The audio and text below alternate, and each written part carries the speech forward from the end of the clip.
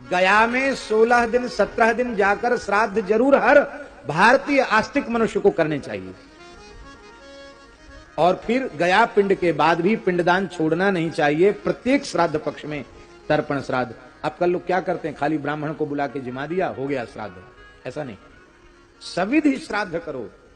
श्राद्ध कर्ता द्वारा भोजन कर ले तो श्राद्ध नष्ट हो जाता, उसको कौए की योनि में जाना पड़ता है। श्राद्ध भोजी ब्राह्मण दूसरी बार भोजन कर ले, उसे कौआ बनना पड़ता है। पुनर्भोजी चवायसा, उसे कौआ बनना पड़ता है।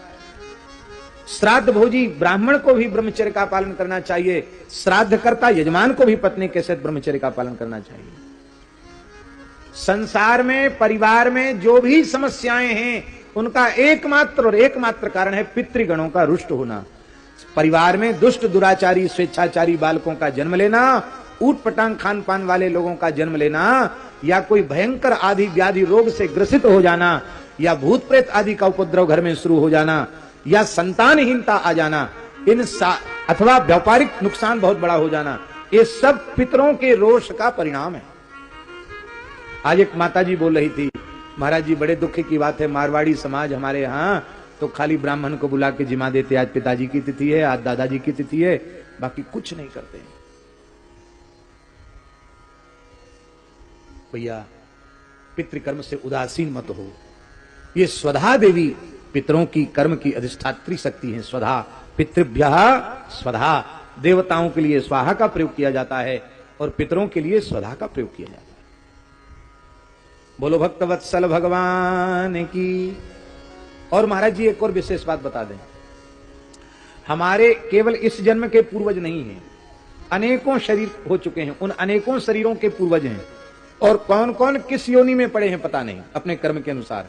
तो जब हम उनके लिए जलदान पिंडदान करते हैं तो वे जिस योनि में हैं उस योनि के अनुरूप उनको आहार मिल जाता है।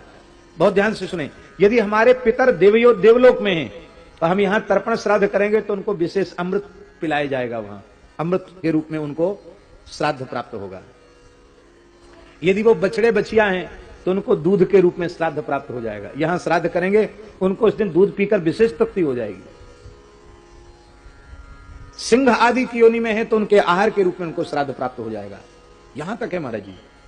और महाराज मान लो हमारे पूर्वज मुक्त हो गए, श्री ठाकुर जी के नित्य धाम में पहुंच गए, तब क्या होगा श्राद्ध का?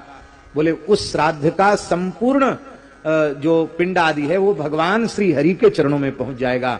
उससे भगवान तृप्त हो जाएंगे, क्योंकि सर्वेशाम पितृरूपी जनार्दनः, सभी के पितर भगवान श्री हरि हैं। उन विश्वात्मा के प्रसन्न होने से सारा ब्रह्मांड तृप्त हो जाएगा।